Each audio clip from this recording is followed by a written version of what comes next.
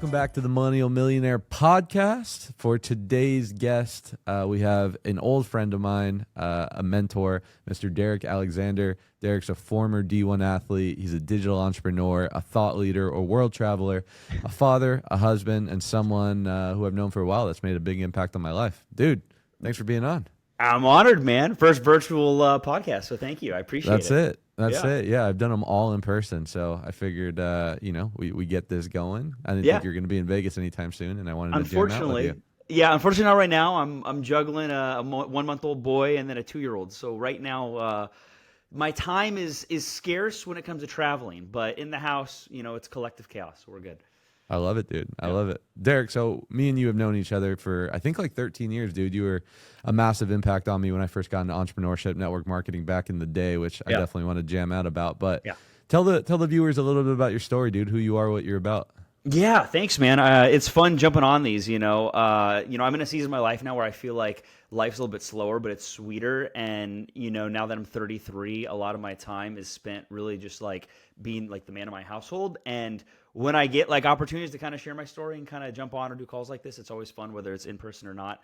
But yeah, originally from Seattle, I ended up going to college at University of Hawaii. I kind of use that as like the pivotal beginning of my general story, especially into entrepreneurship, because that's where I had a huge turning point in my life. Probably similar to most people that are listening to this. Kind of just was going through the normal routine, got into a fairly good school, was really focused on wanting to get a business degree, had no idea what I wanted to do in my life, took out student loans for school. And I don't know about you, Stephen, but like for myself, by the time I was like 18, I had this preconceived notion that life was going to just work itself out for me, get good grades, go to school, graduate, get a good job, have a great career, have a family, like just kind of A, B equals C dynamic. But when I turned, I would say, I think like 19, that's when I had a big turning point because I essentially just kind of realized that life wasn't going to work itself out. Reason why was I didn't, and this is a whole nother topic with like the public school system, but I didn't fully understand finance, obviously, at 18 or 19, which most people don't. But I didn't realize the amount of debt that I got myself in to get a degree in the effective compound interest at that time. And I started running the numbers, and I was like, I'm paying a lot of money to go to school in Hawaii. So I got encouraged to get a job while I was in school, and the only ones that were high paying were ones that involved some form of like sales. And I had no background in sales. And when I say high paying, I was getting $9 an hour. So that was competitive in the university area. I was a sophomore. And what that job was for 3-4 hour shifts, I would go into a call center and basically for like 3.5 hours straight, 4 hours straight, I'd be just ringing alumni from the school and ask them to give a gift, just a donation back to the school.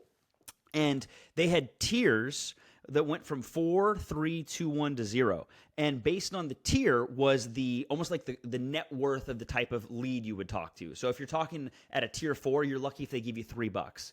If you're talking to a tier 0, you may get on the phone, talk for 2 seconds, and they throw you a check for $5,000, right? So trial by fire. And as you'd imagine, because of your background, especially in solar and the success you've had, when you call someone that's already spent $10, $20, $30, $40, $50,000 in their education, and you're an 18-year-old kid going, hey, I know you gave $50K. Do you want to give some more money? What do you think they're going to tell you? So like first 3 months was just like straight rejection. Screw you. I don't want to talk to you. Never call me again. Put me on do not call list for like 4 hours straight. But you tend to start realizing, even though all these people are different, you're going to get similar patterns, right? Based off of either their objections, the cadence of the call, the sequencing, the structuring. And I started to realize that every call was different but similar in one sense.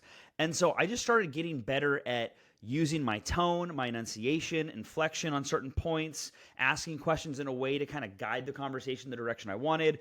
And what happened was in like 3 months, I went from tier 4 to tier 0, which was faster than like any kid in my whole college. So there was people that were like working on their master's degree that were still working this job on the side to make money. And they're wondering like, how did this kid raise so much money for the school? And on the leaderboard, I was like number 1. And I was like, I don't know. I'm just, trying to make some extra money so I can like visit my girlfriend over spring break and stuff like that. So I went into the office one day to talk to my boss, and I was like, hey, man, I feel like I deserve a raise because from a performance standpoint, I've really shown that I'm doing better than everyone else because I can talk to, 5 people, get $3,000 to the school. The person next to me talks to 5 people, gets no money, yet we're getting paid $9 each. It makes no sense. So he told me, he said, hey, for the next month, I want you to work as hard as you possibly can, sell as much as you possibly can, and then we'll circle back and have this conversation. So that's what I did, dude. For like 30 days, I'm just like grinding phones. My buddies want to go to the beach, I'm working. My buddies want to go on a nice hike in Hawaii, I'm working. They want to go party, I'm working. And I'm like 19, right? Like I shouldn't be working this hard at 19. And I raised crazy amounts of money for the school, closed a bunch of the alumni.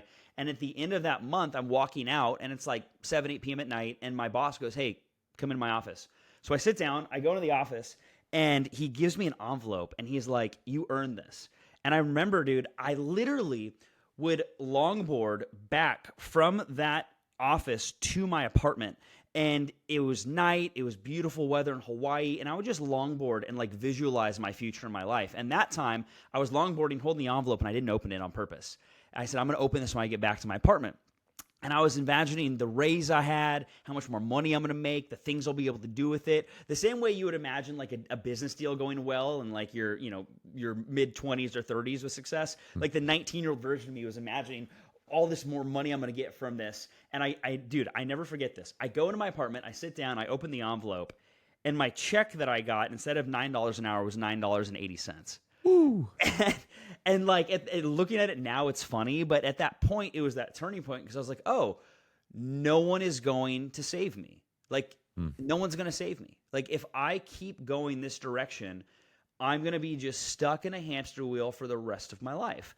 And when I found, for me, my first exposure, as you know, was network marketing. But like when I found that space, it was just someone my age that I could relate to going, hey, guess what? There's another way. Like, you are enough as you are right now, but your circumstances, your situations, and the people in your life are not going to serve you to the version of yourself you want to be. So I'm going to pull you into a different vehicle. And if you take that same skill set, that same work that I put in this facet over here, your checks may not be $9.80. And so then I just got pulled into this crazy world, right? I dropped out of college when I was 20. As you know, life, was a whirlwind of fun and success and failure and being young and dumb and making money and not knowing what you're doing with it and maturing. And then, fast forward to now where it's been 13 years, which is wild. I can look back on it and feel like I've really learned a lot about how to create your own time, how to add value to others, how to serve others, and just like the lessons of life and business that like coincide. Two things I want to point out. One, you're a phenomenal storyteller. I think it's a skill set that you've had for a really long time. And I think it's one of the more underrated skill sets when it comes to communication, being able to articulate and paint pictures and visions in people's minds in order to get that point across. Were you always conscious of your ability to storytell, or was it more of an unconscious art that was then discovered that then reinforced getting consciously better at it? Well, thank you for one. Super good question. And the answer is definitely not. Unlike a lot of people, I actually was homeschooled up until I was 12. So, it's funny because back then, like being homeschooled was like you're the weird granola kid, right? Mm-hmm. But now I feel like it's become more in again as just the tide of politics and our country and things have changed. I think that's becoming more of a socially accepted pathway. But I grew up with a father who owned multiple dental practices that were operating in Northern California, and he lived in Washington State where I grew up. So as a kid, like I saw him working in his office like this or like your office 2 states away from his businesses remotely and being able to be home all the time. And he communicated pretty well, and that's what he did. So I think just kind of like by design, I listened to him talk a little bit. But ironically, when I first started getting into sales, when I would get on the call with people that I was trying to influence, I very quickly realized through failure that if I get on the call with someone and I just start trying to pitch them my services, my features, my benefits, what my offer is, there's an unspoken emotional energy where they can feel like I'm trying to get something out of them, right? And I started to realize very early on that when I got on calls with people, if I just said at the very jump, like, hey, we do some rapport back and forth, right? Ask some questions. Then I go, hey, how about this? It's cool getting on the phone with you. I'm glad, so-and-so introduced us. But like, how would you feel if I just share with you my story, how I learned about this, the impact it's had on my life, and what's happened from here and now, and why your friend's so excited to share this with you? Does that sound fair enough? And they would obviously give me a yes, but that yes gave me permission to sell without them realizing it. Because now I use the format of a story to implement all the features and benefits that I otherwise would share, but I'm sharing it now in a different dynamic where they can listen and receive it because they're not thinking I'm trying to take something from them. But for me, I can still sprinkle all the things I want to influence them to make a buying decision. So when you realize that, doesn't mean you can tell a story well, but you know the formula. And then, like anything, right, it's just trial by fire. You're just putting in reps and reps and reps. And the better you share your story, you start influencing people more. And so I think for me, at least from a sales standpoint, that's always been very, very, very helpful for me. Facts tell, stories sell. Yeah. That's burned in my brain for 10 years now. And it's so true. You know, Yeah. people don't remember what you said, but they'll remember how you made them feel. Mm-hmm. And feeling is way connected if you can resonate somehow, some way with a personal experience and an example. I want to talk a little bit about network marketing, Darik. That's where we officially met, you know, over a decade ago. And so many of my close friends, obviously, you know, Austin, and so many of my close friends today, I came from that network marketing era. Yeah. And different than you know, you kind of had that digital door knocking opportunity when you were doing the fundraising for the school, where you really started to tailor and dial in some of those performance-based skills, and obviously decided at that moment to never be psychological employable.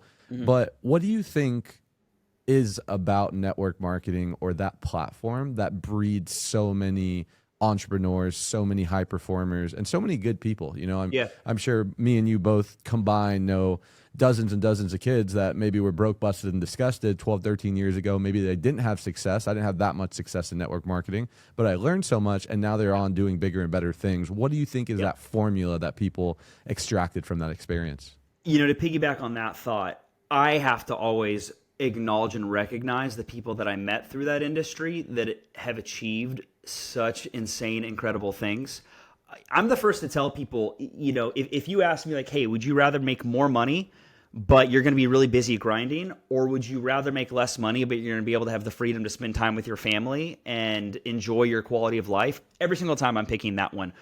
In my 20s, I envisioned success as material, and then I met a lot of unsuccessful rich people. And now in my 30s, I completely changed how I view wealth in general.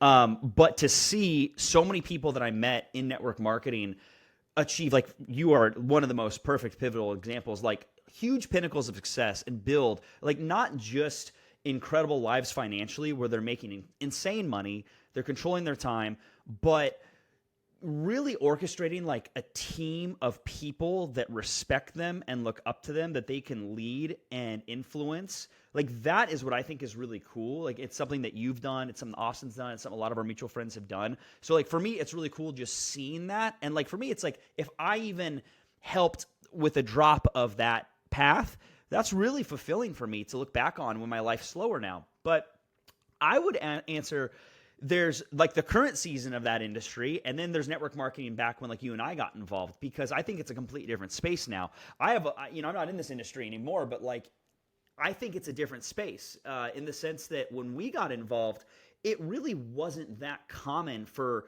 20-somethings to not go the traditional route, to make an effort to try and sell people different products and services and just like kind of go all in. And you tend to notice the people that did that like burned the ships, normally were the ones that end up either being successful in that endeavor or future endeavors, whereas the ones that had their, hands in and out, or they're, sitting on the fence a little bit. Like I've always said, if you're sitting on the fence, the only thing you can really guarantee is that it's going to hurt, right? Because you're not making that commitment, that decision. But I think what it really does is it is an evolutional consciousness shift in the idea, like we talked about a little bit earlier, that it's not that you need to become a different person. Like, yes, maybe you need to read certain books or develop certain skills, but it's that there's just a different route that you can go. And I think what holds people back from excelling in entrepreneurship in general, including network marketing, is they have this premeditated philosophy that they're not good at sales, without realizing what sales truly is a transaction of human emotion. And when you recognize that every human on earth sells, whether they are conscious or subconscious of it, you start to identify that if you can find services you're passionate about, that you believe in, that leave an impression of increase on people, then you're not going to be pushed to success. You'll be pulled to it. And I think that's what happened in network marketing, whether it's one company or another. They find something, those all click, and they're pulled to do that. And then they start seeing the success. Those checks start coming in. Those checks start adding some commas to it. Maybe they're 1099 start getting a little bit bigger and bigger. And then it's like, okay, this is crazy because I'm going to bed and waking up every day and no one's telling me what to do, but I feel like I'm working more than I've ever worked in my life, but I'm enjoying the work. And it's something that gets me excited every single day. So yeah, I mean, looking back on it now, even today, some of the best relationships that I've met are through that industry. And I think if you weren't in that industry, you're doing yourself a disservice, not because maybe you didn't create success in it, but it's just a melting pot of people that think the same as you, that are ambitious and that want more out of life and are only going to get there by lifting people up on their left and right to do it. And like, what better environment is there than that? Yeah, it's such a good point you brought up, where back when we started, maybe 2012, 2013, early 20s, there wasn't really another vehicle, outlet, platform, or window for young entrepreneurs, young people to create life on their own terms, to have no cap on their income, right? It was either like you're selling alarm systems door to door, which I thought was really weird back then. Fast forward, it's funny where I ended up. Yeah. But that was really it. There was no TikTok. There was no influencers. There were no stitch streamers making hundreds of thousands of dollars a month. Mm-hmm. Now, fast forward into 2025 in the consumer era with all the content creators and how much access we have, and it feels like every 19-year-old has a Lamborghini on Instagram. What do you think that does to the young person's psyche? Do you think it's more of a positive because now they're exposed to what's possible? Or do you think it's more of a negative because it almost creates this comparison where it's, man, I'm in this boring life. Why even bother trying to do something different? Oh, dude, you're nailing it with the questions. I think the difference that I realized, because like, you asked me prior, like the things that I got out of network marketing that were positive, bro, I could riddle off the negatives. Like I can go hot on those. And like a perfect example is, I think the biggest truth about network marketing that no one wants to say, and most people won't say it because they're in it, and someone like myself that has achieved the success from it to the point where I can do other things, I can say whatever the heck I want about it.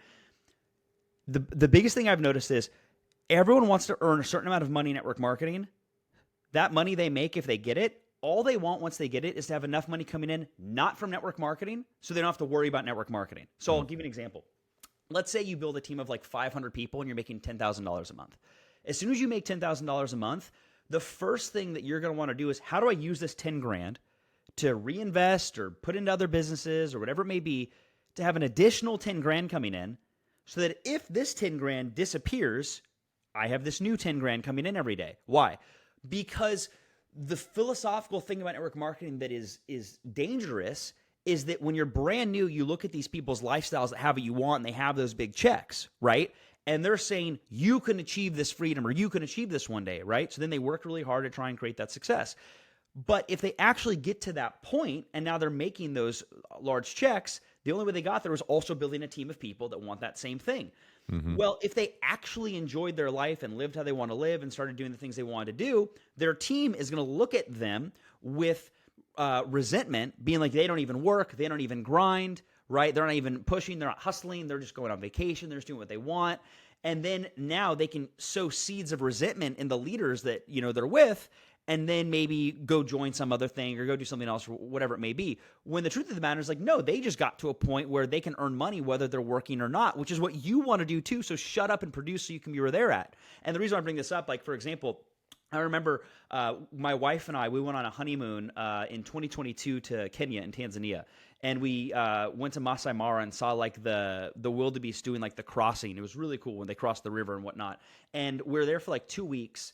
And someone that was in the company I was with back when I was still in the industry, and I was phasing out. I was doing really well for myself, and it was just another check coming in that like I maintained. But I was jellyfishing out of the space. They're like, "Oh, your trip looks so fun. It looks awesome. Enjoy your honeymoon, yada yada." Well, a few weeks later, that same person, I did a Zoom with them, and they're like, "Are you even doing calls, or are you just like going on safaris all the time?" And I was like, "Yo, no. Mm-hmm. Like, that is not the right behavior, because in the end, for me, I created my success not by looking at other people's success with envy, but looking at it as inspiration, right? And I always put it on myself. So to circle back to your question, in 2025 today, when you look at this new kind of landscape for entrepreneurship, I think the biggest trap that people have to realize right now is that only, I don't know, man, 5 or 6 years ago, social media changed from the long form content to the short form, where like you being on social media meant maybe you're going to watch like a wide angle video that was like a 10 or 15 minute video. But now with how TikTok, YouTube Shorts, and Instagram Reels have become dominant, where it's now like vertical, you can watch social media content for 1 minute swiping. And in 1 minute, you're seeing, someone get hit by a car, then an entrepreneur give advice, then like a cat video, and then like a politic video, and feel 6 different emotions in 45 seconds. That is horrible for your mental health. I believe in the next 10, 15, 20 years, the amount of studies that are going to come out that look at how that has really, really plagued a lot of the mental health in our society, like it's going to be unprecedented. That's my opinion, right? It's a legend, but that's my thought. So how do you equate that to entrepreneurship? Number one, my mentality has always been, if I'm building something to create income, every single time my goal, once it's built and the money's coming in, is using the money to pour into something else so that the thing that I built is not controlling my time and I can keep pouring those buckets into thing after thing after thing. Because I've been burned so many times. Yep. Because I've eaten crap so many times. Because I know what it's like to work your butt off on something and then the rug gets pulled and you're sitting there with the bag just empty in your hands. And that's a crappy feeling. You've probably went through it. Every entrepreneur that's created success knows that feeling. So what drives me crazy is when people don't know their numbers. And when I say know their numbers, I don't care if I meet someone that makes $1 million a month. I don't care if I meet someone that makes $5,000 a month. What I care about is if the person knows how much money they need every single month to live, whether they're sitting on their butt for a whole month doing nothing, or whether they're active, they're going out, they're partying. But if you don't even know that number and how much you need coming in every month, how are you going to build something sustainable that's reinvested so you have that money coming in no matter what? And so my mindset's always been, I want to get to a point where I can live below my means, but still have an incredible life. Do that long enough where the money that's consistent and that's coming in can cover years of my lifestyle in, let's say, a month or 2 months. And if I can do that successfully and keep reinvesting, no one owns me. No one controls me. No one can tell me what to do. No one can throw shade at me for going on a safari with my wife. Try. Doesn't matter. And that's what everyone actually wants. These young kids, these people in 2025 that are trying to create success, they want to be untouchable. But the thing is that now, because of this change in social media, we're so glued to our phones that we're seeing all these people living a different lifestyle that we're all the time having this comparative fear that we're missing out, that we're not far enough, that we're not getting where we need to go. And that's really dangerous because that's where you create shortcuts. That's where you undermine adding value to your customer, right? And trying to serve your customer in a way to create shortcuts to serve yourself faster. And that you may not get burned today. You may not get burned tomorrow, but in a week or two or a month or a year, you could see some really bad consequences. And so, there are ways you can build businesses without feeling like you need to constantly be showing your brand or who you are online, by just thinking of ways you can really competitively add value to your customer, whoever that is. So that's kind of my thought in regards to the current climate. No, it's so good, dude. And I agree with you 100%. Being in a space where I've built teams for the last 13 years, first network marketing and now direct sales, you're 100% right. A lot of people, I think, look at a position like a regional sales manager, or someone running big teams, or someone that even has a big business, and they look at it and they see freedom. And to some degree, yes, you have flexibility. You can kind of control where you don't go. But to your point, you always have this pressure to continue to deliver. And if you don't, you always almost have that little voice in the back of your head where you almost can't enjoy your life too much, because then people create that resentment and you don't want to feel like you're that guy that is just making money off the backs of other people. So to your point, I think it's great value where you really need to get clear on what that number is, right? That freedom number, figure it out, what your nut is, get super clear and go to work working that. In terms of that context, Darik, do you think most people have an earning problem or more of a savings problem? An earning problem or a what? You cut out for a second. Saving problem. Saving problem? Oh, 100% saving problem. Yeah, I mean, entrepreneurs at least. Yeah, it's a saving problem, in my opinion, the people that I run into. I think that, I mean, man, in a lot of industries, I have spent time with people where for 5 years, I'm earning way less than they are. And we go meet up, we play golf, we hang out, and they're showing me the checks they cleared over 30 days, and I look at the checks I cleared, and they're doing way bigger numbers than me. 5 years go by, and my net worth is higher than them. That's weird. But the other thing is that they're hustling 5 days a week, grinding, and I'm home with my kids all day, right? And so, again, I think that in your 20s, at least for me, I was told by someone I really respect, always be available, right? So it's 10 p.m. One of your lead sales managers or your team leaders or regional directors, whatever it is having an issue and they call you at 10 p.m. and you're about to walk into sushi. You have two options. You can ignore that call and let it go to voicemail. And you can come from the mindset of like, well, me not answering them is going to show them that I value my time and you can't use me all the time. And that's one philosophy. Or you're going to answer that call, be available, listen, be present, and give them what they need to make them feel good, right? And both have cons and both have pros. Well, in your 20s, in my opinion, you step out and you take that call because you're building, right? You're accumulating, you're earning. You're earning. But there is going to come a point where your wife or your fiance or whoever that may be is like, nah. You know what's really sexy is you putting that thing in airplane mode, right? And we order the Wagyu and sit down and get a drink and chill. And you don't want to be doing that at a certain point. You want to get to a point where when that phone rings and you put it on vibrate or whatever, it's not that you don't care about them, but you have boundaries. And I think that in your 20s, you should be focused on earning as much as you possibly can. But I truly believe the difference maker from the people that are going to be in their 30s that'll have a lifestyle that you look up to compared to the ones that don't is the ones that as they were earning, discipline themselves to make really good investment decisions. And I love what you've done. Your real estate portfolio, like your home, all the things that you've invested to. You've accumulated a ton of wealth through sales. And then you went, okay, this is awesome, but I'm going to diversify into other things. We were talking about our Urises. Perfect example. And I was asking you questions. You're like, oh, I'm getting a free car, which is still an insane car, a Cybertruck. You're like, I'm getting it for free. So I might use that money to invest in like a property or something. Any person that would hear that and go, oh, but what about your Urus, is coming from a broken mindset. Like that mindset is broken, right? They're not thinking from the standpoint of you're building something so that you could just go buy 10 of them in cash at some point if you wanted to, right? And that's the fundamental difference. And one thing that helped me a ton in my 20s build that mindset is that there's 3 levels of awareness when it becomes in terms of like entrepreneurship. This is something that I've always really taught, that I've really believed in, is that if you really want to be successful in sales specifically or entrepreneurship, you have to accept this philosophy of 3 levels of awareness. The first level is that you care what everybody thinks about you, right? Like you think of like 9th grade, freshman year in high school, right? You want to make sure you got the nice clothes, you got the right fit. You're so involved in the opinions of others, you don't even know who you are. Then you elevate to the second level, which is you reject everyone's opinions and you don't care what anyone thinks. I'm going to do me. But the truth is, I call that peacocking.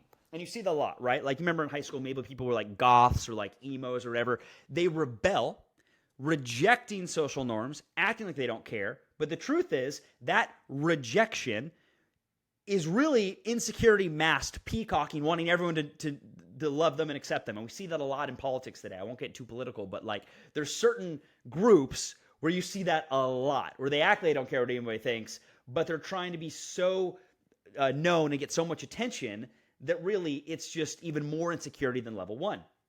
The third level is what I've always strived to be at, which I am in no way perfect. I'm flawed under the image of God, but it's what I'm working towards, which is the acceptance and understanding that no one is thinking about you in the first place because they're too busy thinking about themselves. Especially in today's day and age, you're not going to have people that are sitting there going, man, I wonder what Darik's up to. Like, I wonder what kind of car he drives. I wonder how much time he has. I wonder what he makes every single month. And no, they're not thinking about that. They're swiping on their phone and they see their Kardashians. They're like, man, what's Steven up to? And then boom, they're on their phone and then it's gone. So when you realize that no one's even thinking about you in the first place, it doesn't mean you're not important. It means you need to liberate yourself from the idea of other people's opinions of you, because They're too busy living their own lives being selfish. And that's one thing I think was so valuable about like door to door. You can't be successful in door to door if you don't have that third level of awareness, because you knock on someone's door, you have this fresh interaction. It may hurt, it may suck. And then you have to literally be like, well, I don't really care what they think of me, and they're not really going to think of me that much longer, right? In 30 seconds, they're going to go watch TV and we move on with life. That callous, that like level of mental toughness, in my opinion, is really a differentiator between people that, to go back on your question, earn, right? They're earning a lot, but then they go, man, I got this big check this month from all the deals I installed. It's really looking hot. Like I got all these units that went through. I could use this money and get a really nice car. And then they also have an investment property they could get. If they're at that third level of awareness, they realize the car, yeah, man, like some 10-year-old might think it's cool, maybe wants to take a photo in your driver's seat, and they're going to live their own life. They're going to move on, right? But if you have the investment properties and those things, that's going to keep paying you so you can build your empire. And then the goal is like, okay, you can just buy that thing in cash if you wanted to, right? And so I just think that mindset switch is going to help people, which I didn't have in my early 20s. And it took me to my mid to late 20s of failing and making a ton of mistakes to start building that. So good, dude. So good. One thing I've always admired about you, dude, is it feels like you have this intrinsic value that you're able to articulate in a way, quote machine, all these different concepts, all these different ideas. And, network marketing really helped me cultivate that as well, and transferring that to people I care about in the professional space. But going from your 20s to your 30s, obviously you evolved a lot in terms of how you view wealth, how you view the world, how you view spending time with your family as a leader, all the different things. When it comes to consuming content, though, I know in our early 20s, I'm sure you felt the same way. It was consume, consume, consume. Ask and it's given. Think and Grow Rich. Yeah. All the books that we're taught to consume, Jim Rohn, Kevin Trudeau, like all this value and knowledge. Do you still feel that way in your 30s where it's PD, PD, consume, consume? Or have you figured out a bit of a balance of maybe take a step back and allow the inner wisdom to surface versus the external circumstances? Oh man, Kevin Trudeau is giving me the feels, Steven. That's a good one. Your wish is your command, dude. Your wish is your command. Dude, it's so funny you say that, because I've always felt very connected to, at first when I was younger, I called it source. Now, it's God. It's always been God. I was trying to identify that. I'll give you a story to this same concept. When I was still in college at that call center, I quit the job, got into network marketing, went back home for the summer, built a pretty large team very quickly, and then went back to school to finish the first semester of my junior year. And I went through a really rough breakup going into that junior year. I got admitted to the business school early, and I didn't know what I was doing. My business started paying me some pretty good checks, nothing crazy, but like $1,000, $1,200 a week, which is like pretty good when you're 20, going from the $9 an hour job. And I was at this turning point where it's like, man, I could go down this path and leave school, and this could take me somewhere, I don't know where, or I could stay this normal path with school, but something's telling me it doesn't feel right. And then the breakup happened because of me getting into entrepreneurship, and I started listening to a lot of personal development. I started listening to Bob Proctor, Eric Thomas, Jim Rohn, Les Brown, Kevin Trudeau. And what I would do is, I remember every night I would go on a run from my really crappy apartment that I lived in Hawaii to Waikiki Beach. If you know that area, It's beautiful. It's like maybe a 2-3 mile run. And I would intentionally go at like 10, 11 p.m. at night, and I'd have the headphones on. I'm just listening to PD. And I would do this run, and near the end of this run, there were two buildings. There was an alleyway that would lead to the ocean, and you couldn't see the ocean. You could barely see the sand through this alleyway, and it was like 100 meters. And I would sprint that 100 meters as hard as I could, just listening to this PD and this motivation. And then I got onto the beach. I took off the headphones. I treaded a little water, cooled off, and I sat on the beach and I looked at the stars in the Pacific Ocean.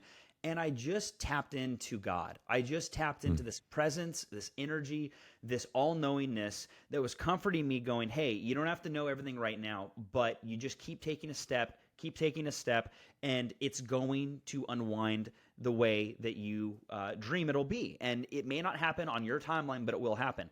And it was something that I can't explain as much as I can say that I feel. Just stare at that Pacific Ocean, stare at the stars on the Pacific, and just envisioning the life that I wanted to create at 20 years old, 19 or 20.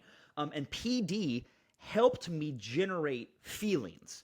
Yes, it gave me education and sales techniques and strategies as well, but more so, it pivoted the curriculum that I grew up with of traditional education, science, biology, all this stuff, to people that were going to teach me what I wanted to learn, which was to become wealthy, become a man of value, to actually get rich, to control my time.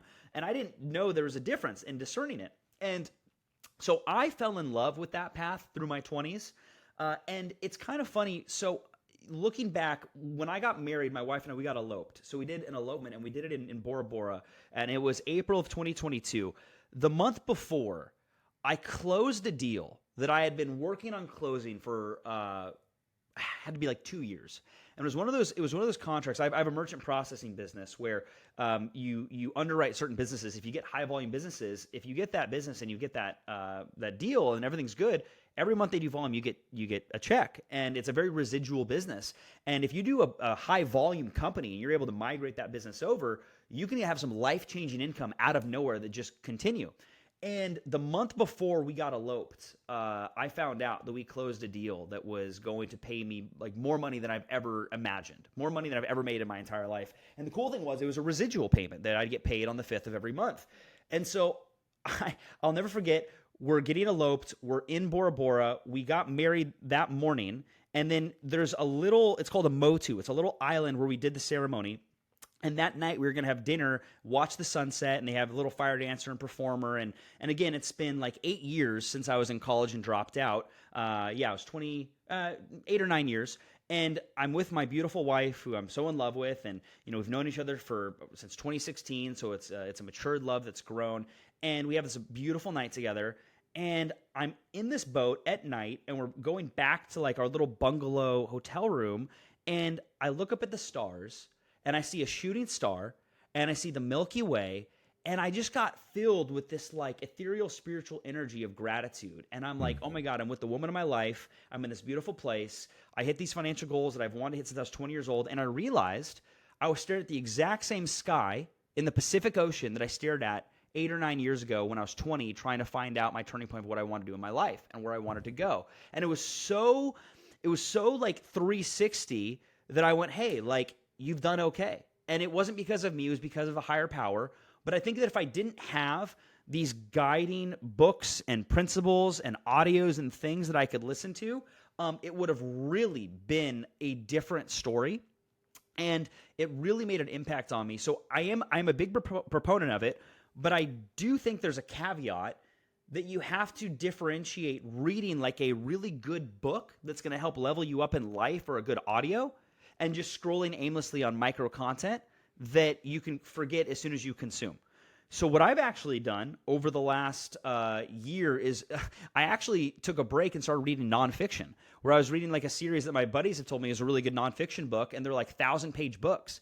And when my kids go to sleep, when my wife's in bed, I'll go into my living room and just read a nonfiction book, and my phone's over there. I'm not on my phone. But what I noticed, the positive on that side is it giving me like specific life lessons to apply in like business or a niche skill? No. But is it allowing me to detach, to spark my imagination, to get creative? 100%.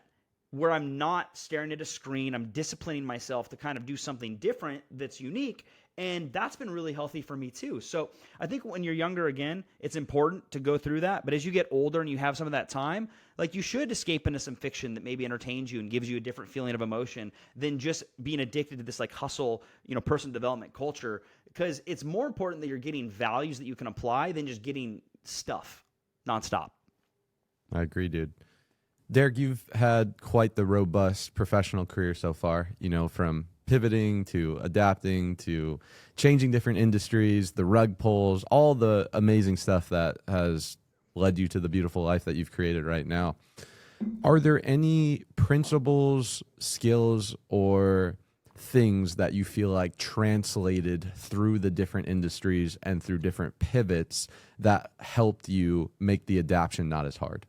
Okay, yeah, sure. Great question, Steven. So, when from the first business that I got involved in to even my current business that's more salesy, I've used pretty much like the same sales framework the entire time that has generated results in different industries almost every single time. And just caveat, like, I was doing the numbers with my wife, I don't know, a few months ago, and I'm pretty sure like indirectly through like the teams that I've built and the monthly revenue, we've done like hundreds and hundreds of millions of dollars in revenue over like multiple industries with teams that I grew, that I was overriding, and businesses, and some stopped, some didn't continue, it just lets life. But like looking back over like a 10 to 13 year period, it's really gone pretty far in terms of that revenue. And if you scale those businesses long enough and do that type of revenue for customers, life grants you some pretty good residuals on that as well.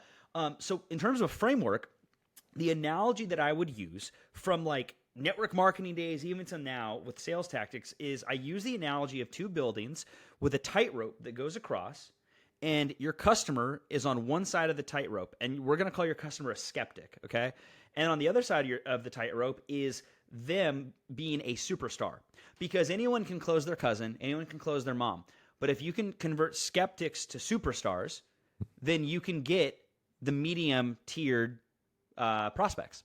And so the analogy that I would use with people is your goal is on this tightrope, let's say there's two, is you're holding their hand and walking them across this tightrope all the way to the other side. And as you're walking them across, that's your sale, your sell, your pitch, your story, however you want to call it. And if you can successfully guide them all the way across, then you're going to be doing well. Now, what happens from building A to building B, right? Like what happens on both sides? So what we've done over the years is we've recognized that the individual should not be the one that does the meat and potatoes of your pitch. But regardless, pretty much everyone in general in sales has three fundamental questions that they need answered in this order. And I've noticed this in like network marketing and in door-to-door, in e-commerce, anything. And the first question is, does it work? Straight up. Like, does this actually work? Whatever it is you're offering, does it work? And that is the biggest step to break them through, because if you can't just convince them that your offer even works, it doesn't matter how good looking you are, how well you can speak, right? None of that matters. So does it work? Let's say you successfully get them to believe that it works. The next logical sequence they're going to have in their head is question number 2. Why is it working? Okay, I believe it works. It works, but I don't know why. Why does this work? Okay. If you successfully get that answered, now you get the third one. If you get them to answer the third one, or if you can answer the third one successfully, this is that conversion point. This is where they have one more step to the other side of the building. This is where they go from the skeptic to the superstar. This is where they become an evangelist for your offer, which is, how can it work for me in my life, right? So how do you do that? The does it work point, how you answer that is all social proof. That's all it is. All social proof. So for example, and again, I'm not in this industry, but how I would imagine it is if I'm knocking someone's door and they open the door and they're asking, hey, why are you at my front door? And it's like, let's say you're selling solar. Well, the first thing I want them to know is that there's literally people in their neighborhood who have gotten glass on their roofs, spent no money, and are saving doing nothing. And their bills are massively lower. And you don't have to do anything. I just want you to know, Angie and Fred across the street saved $6,000 a year doing nothing, yada, yada. Like, it doesn't matter what it is, but I need to break that pattern of them going, this doesn't work, I don't know, to go, okay, this works. Another example, we'll use network marketing. All these people are, oh, this is a scam, it's not real, it's not legit. If you were at Starbucks with your friend and you try to share with them a network marketing business and they think it's complete BS, but then a guy walks in who's your friend who's in that business that makes $50,000 a month, they're going to go like, okay, something's working because $50,000 a month is real. And the guy goes, hey, there's an event next door. Will you come? And the guy walks in and it's a stadium of 80,000 people at this event. Is that guy going to know that it works? Yes. Of course. Will they know why it works? No. Will they know if it can work for them? No. But they'll know it works. Why does that matter? Because then they will start asking questions. This is your bread and butter. My goal in sales every single time is to elicit as many questions as I possibly can. I want them fuming with questions. Why? Because that's how I guide them across the tightrope. Because if I can get them asking questions, they're the ones talking. I'm not talking. I don't want them listening to my voice all day. I want them talking. Why? Because they're going to subconsciously navigate to the sale themselves. My job is just to get those questions answered. But if they can start asking those questions, I not only guide the emotional behavior, right? Because sales is all just emotions, but I can now lead them to the emotional outcome that I want. So they know it works. Question 1, done. Why is it working? This is the meat and potatoes section. Now, it can be you doing this. It could be a video that explains why it works. It can be a pamphlet. It doesn't matter. But the why it works section's design, its intention, is all of the features and benefits of your offer, right? Testimonials, what it can do for you, yada, yada, yada. That is where the most amount of questions should then be elicited, right, from your lead, from your prospect. Then the last piece, how can it work for you, is where you are asking back and forth Q&A. Like they're asking questions, you're answering, you're guiding them to the point where they're starting to see how this could work in their life, but you have to start tying those emotions in.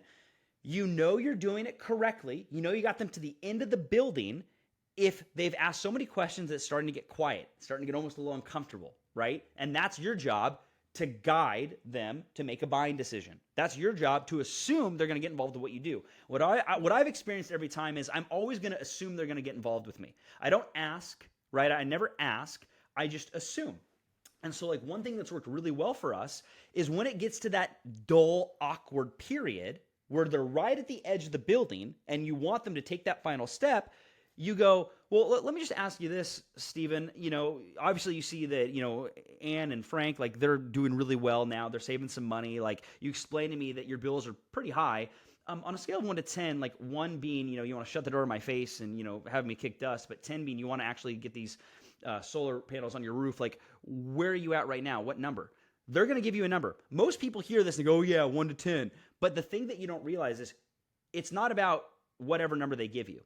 When they give you a number, I don't care if the number is 10, even if they give you 10, or the number is 1. No matter what number you say, you go, oh, well, why didn't you choose a lower number?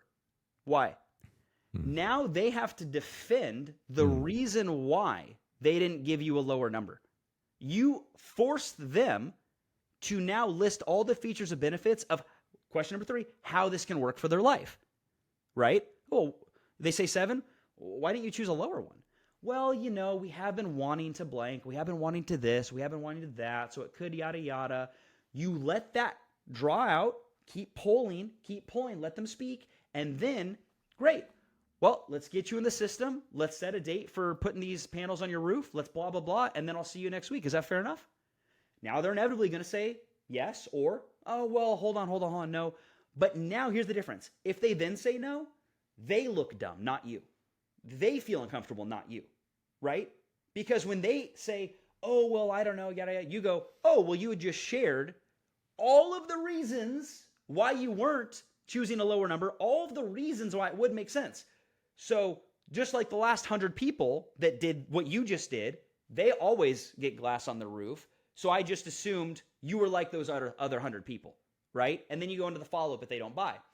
Now that model that I built years ago is very different in certain industries. But the framework has made me millions. And it's worked in different industries, in different variations. But the idea of the does it work? Why does it work? How can it work for me? Using tools and techniques to let that system duplicate and then assuming they're going to get involved. If you can duplicate that through your organization and get them doing it better than you, some cool things can happen. And I haven't overcomplicated it. I mean, I've been using that same strategy for 12 years, 13 years, and it's worked. And so, yeah, that's, you know, like that's my bread and butter. That's the sales game, ladies and gentlemen. Make sure you're rewinding that. That's the sauce, dude. Sales is just so important, you know, in anything that you do. You know, you touched on this a little bit earlier, but you're either consciously selling or unconsciously selling. You're selling your daughter or your son on why you should be a good, you know, adult or a good parent. You're selling your husband or your wife on why they shouldn't break up with you. You're selling everyone all the time. So you might as well get good at the ability of influence and connecting with people emotional. I love it, dude. I want to pivot a little bit. I know you're in a season of your life where obviously family is extremely important, to the point where you literally set up your life around your family to have the time freedom to be able to spend time, with your kids and not have to answer phone calls when you don't want to break the present and really be there. Now, I think a question that I am always curious about when it comes to entrepreneurs and people out there grinding, hustling, is I don't love the word balance, because I don't fully believe that there is balance, because I think there's seasons where you have to be a bit unbalanced depending on where you're at. Yeah. But how do you view the dynamic between your professional life and your family life? Because I feel like a lot of people struggle where either they're spending maybe too much time in their personal life and they're not getting ahead in business or in their finances, which ultimately will end to a negative outcome, or they're spending way too much time in the business, which is where I fall on the side of the coin sometimes, and I'm robbing myself of the whole reason I'm doing the business in the first place. Dude, these questions are so fun because they help me learn more about myself as I answer them, and then like remind me of things that I need to improve upon too. So you've done a great job asking like really good questions, allowing me to critically think. So I appreciate it. Checks in the mail. Yeah, I love it. I set an intention in my 20s, similar to seeing my dad raise me, that by the time I was in my 30s, how I would measure my success was not by the amount of money I had, but the amount of time I had with my kids. That was going to be my metric for me. Why? Because as soon as I have a 2-year-old, he turned 2 in August, then I have a 1-month-old boy. I got 2 boys. So I got a newborn and a 2-year-old in the house. But as soon as my son opened his eyes and I saw his eyes, I looked into the eyes of God. I literally fell in love with the idea of bringing someone into the world that I want to be the only person in the world, right? Like most people say like, oh, everyone wants to be successful, just not as successful as them, right? It's a horrible quote, but like we're all flawed. We all have egos. That's what people feel. Your kids, you want them to do better than you, right? And so because of that, my version of the life that I want now that I'm 33 and I got 2 boys is I want to be able to spend as much time as I can with my kids. And so I have to play this game, not necessarily, Stephen, of how do I have time management and balance on building my business or being with my family, but actually it's more of what things am I saying yes to and what things am I saying no to.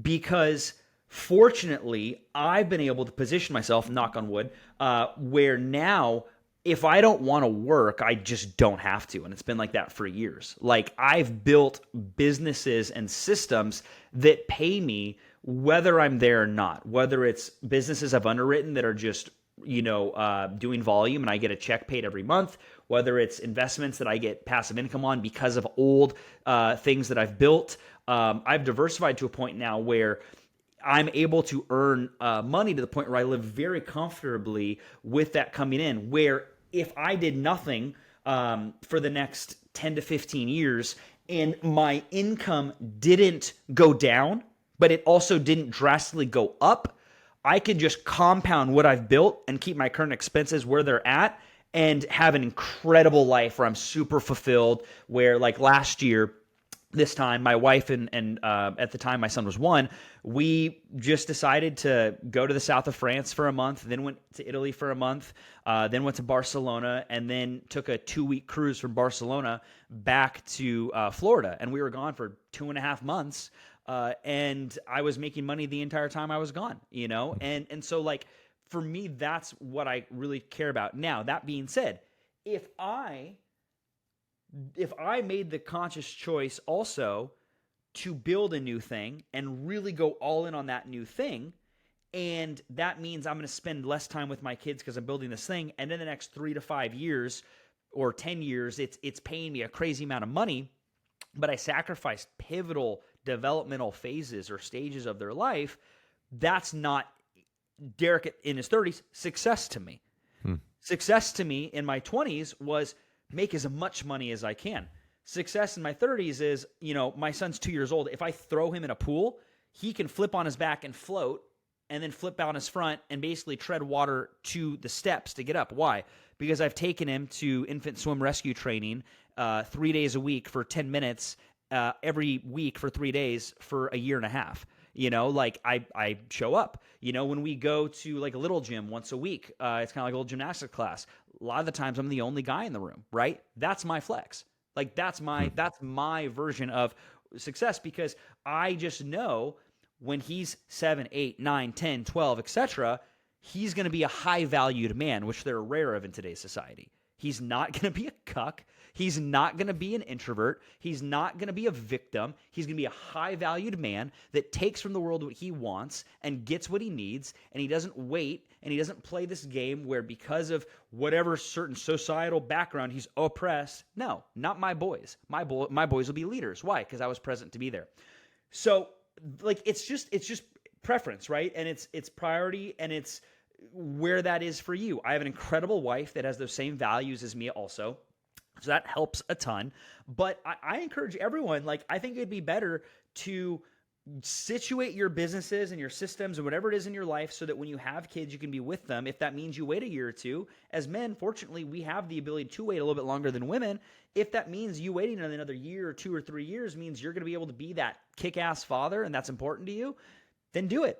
Now, I will say, last piece to this question, even if my kids get to 5, 6, 7, 8 years old and like I'm earning through my different things and I'm not working as much, I'm still going to double down on certain businesses that I have running and grow them, not just because of what it can do for the resources of our family, doing nicer things, maybe moving to a nicer home, etc., but for 2 main reasons. One, I enjoy the process of building things and adding value in people's lives and giving them offers that they otherwise didn't know they needed, and then when they get it, they are happy about it. That makes me feel like I matter, and it builds my confidence when I operate in the world. But 2, I need them to see my actions, not my words. I need to see them do things like this. I need them to see dad on a podcast sharing his knowledge over the years. I need them to see dad traveling and meeting people and working and doing calls. I need them to see that so they don't just have this lifestyle where they're at the Four Seasons at the pool, right? And then they go golf, when they're 10 or 12 and think, well, this just happens. Everyone gets this. It's like, nah, you weren't there in the 20s,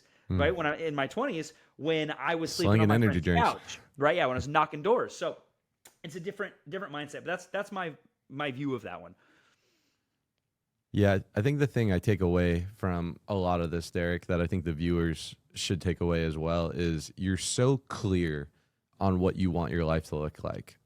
There's so many booby traps out there that aren't disguised as booby traps, whether it's the booby trap of more, make more money where you end up becoming a slave to your business, or the booby trap of just waiting for the government to give you the things that they need to. Like, there's so many booby traps, and even some of the booby traps that me and you both thought were the probably right path 3, 4, 5, 6, 7 years ago were really disguised as pitfalls. And the only way that you don't allow yourself to fall into those are doing the critical thinking, are actually asking the questions, taking time for yourself, spending time with the people you care about so you can get clear on what you want and you just don't buy into the narrative of the people around you or what society is telling you should or shouldn't be doing. Yeah, I couldn't agree more, man. I couldn't agree more. And one thing you've done too that I really, this could be like controversial, but like, so if someone wanted to get into like business with me, we wanted to work together, if they're really overweight, if they don't take care of their health, if I can see areas of their life that are lacking, like physically, I'm going to really audit and think twice about working with them, because if they can't even discipline the mouth pleasures of food, right, or exercise, how will they have discipline with our business? And I've seen you hit that cold plunge, hit the sauna, do the yoga, hit the workouts, do the boxing. Like, I see you get after it, right? Because you understand that they're all connected together. And so there's more than just like the business stuff. It's like, how do you show up, right? In other areas too, because you can have all the money in the world, but I've met a ton of unsuccessful rich people. Like, cool. I don't care. Like, I'm not 20 anymore. That doesn't impress me. But if you're in great shape and you have great mobility and, maybe a nice golf swing, and you also like do well for yourself financially, I'm like, oh man, okay, like that's a stud. Like, I gotta learn from that person. And you can extrapolate that out to how kind are you to people? How do you treat the waiter at Applebee's, or the waiter that can give nothing to? How do you treat your wife when she's not there? How do you talk about her? So I think we're aligned there.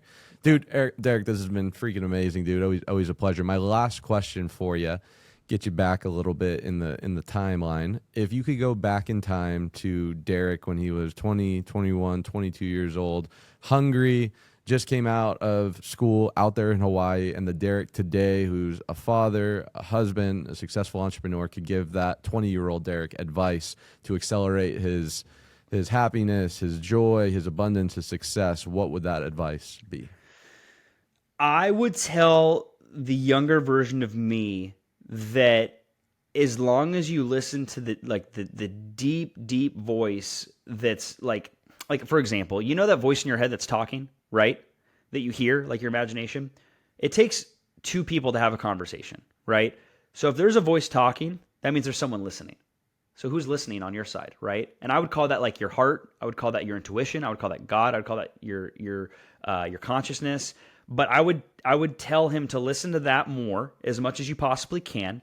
Let that guide your decisions, and then be way more comfortable being broke and being in those tough spots. Because when I look back on my life, and I have had many times where I was broke through this journey, the seasons of my life where I was broke made such good stories when I worked things out later. And I think I spent a lot of time in my early 20s playing this, not victim mentality, but when something wouldn't work my way, I would look for other excuses. And then the last thing I would say is, and this is like, oh dude, this is so important. When I work with someone on a project, like a new business or a new thing, now I literally assume that they are full of shit until they can prove otherwise. Even if everything looks great, because I could list 10 people in my 20s that I thought could do no wrong, and I would follow them in something, and then I would learn more about them, and I would start seeing that, like all of us, we all fail to the glory of God. We all fall short. And I would literally, because I was lazy and wanted to put my success on them, just assume, no, they'll take care of me. They'll figure it out. I just got to follow them and add value to them. I got to make money for their business and help them and build the sales team up because they're going to pay me back later, or they're going to take care of me later, or they're going to thank me later for all the money I've made them. And there's a lot of people who I've made a lot of money who in the end didn't end up being people whose values I aligned with. And so now I just assume someone is full of crap, and then they, through their actions, show me otherwise, as opposed to when I was younger, I would meet someone and assume that they were perfect. And then when they would make mistakes, I would slowly change my opinion of them, because it's just easier. Discipline your disappointment. Assume that they're not great, because none of us are. I make mistakes. You make mistakes. None of us are perfect. And now when things work out, you'll be pleasantly surprised rather than devastated if it doesn't work out. Sound advice, my friend. Where could the viewers get connected if they want to keep hearing the Darik gems? Sure, yeah. Honestly, man, it's just like Instagram. It's just my first name. It's just Darik, D-A-R-I-K. Like I post on my story, but like, I'm not coming out with like crazy content. I have some YouTube videos I post from like our trip that we did last year. I enjoy cameras and cinematic stuff. So when I do trips, I'll try and film here and there. But just check me on Instagram. If you want to collab or connect, shoot me a DM, and that's really the easiest. You're the man, dude. Thanks for hopping on. This was a lot of fun. You got it, Steven. Thank you, brother.